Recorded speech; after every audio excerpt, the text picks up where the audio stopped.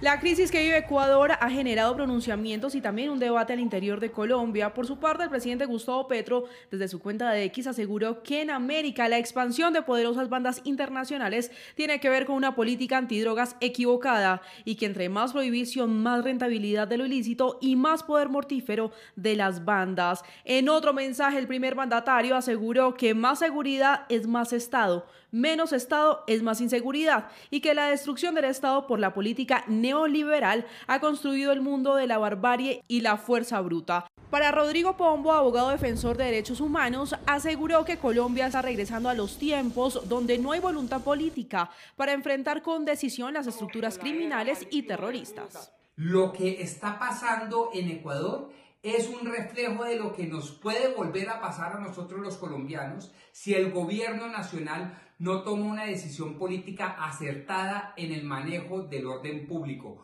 premiar a los criminales.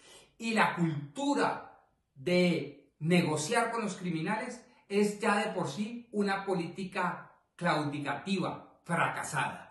Manuel Reirán, investigador de la Universidad del Externado, no cree que Colombia viva una crisis como lo que está pasando en el vecino país, pero sí resaltó que en lo que se debe avanzar es en abrir canales de diálogo entre los gobiernos fronterizos para hacer frente al narcotráfico. Creo que aquí la solución es abrir los canales de diálogo entre los gobiernos y empezar a trabajar en estos en la primera materia es el tema de la transnacionalización del narcotráfico, cómo podemos a través de las fronteras de Colombia, Perú y Ecuador hacerle frente a estas organizaciones.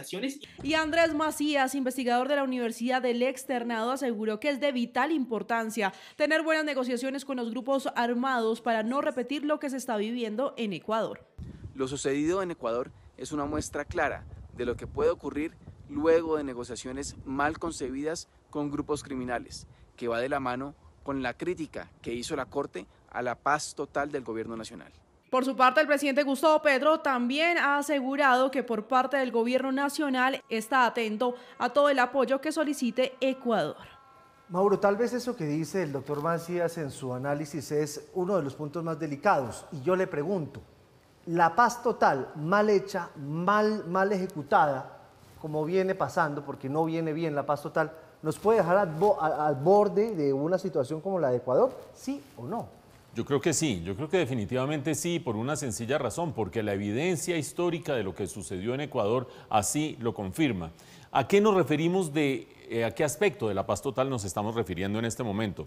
Al aspecto según el cual hay un repliegue de las fuerzas de seguridad del Estado que permite que se fortalezcan los grupos criminales en sus distintas acciones, llámese minería ilegal, llámese narcotráfico, llámese tráfico de armas, llámese secuestro, llámese extorsión.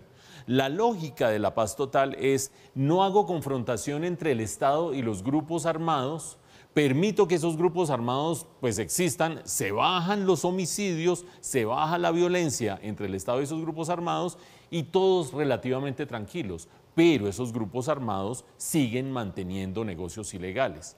¿Qué pasa, sin embargo, cuando esos grupos armados empiezan a verse amenazados nuevamente contra el Estado? La andanada contra el Estado de esos grupos armados ya fortalecidos es total. Pasemos al caso de Ecuador. En el caso de Ecuador, hasta hace poco se mencionaba como un caso de éxito las negociaciones de Rafael Correa con unas bandas. Ustedes han visto que estamos hablando esencialmente de los Latin Kings y los Netas, de las cuales la primera etapa de esa negociación, de esa desmovilización, de esos programas de formación, etcétera, etcétera, fue relativamente exitosa. ¿A qué me refiero con relativamente exitosa? Los homicidios en Ecuador cayeron de 18 por cada 100.000 habitantes en el año 2014 a 5 por cada 100.000 habitantes, de 18 a 5 por cada 100.000 habitantes al año 2017. En cuestión de 6 años se redujo de manera muy drástica. ¿Y qué pasa después?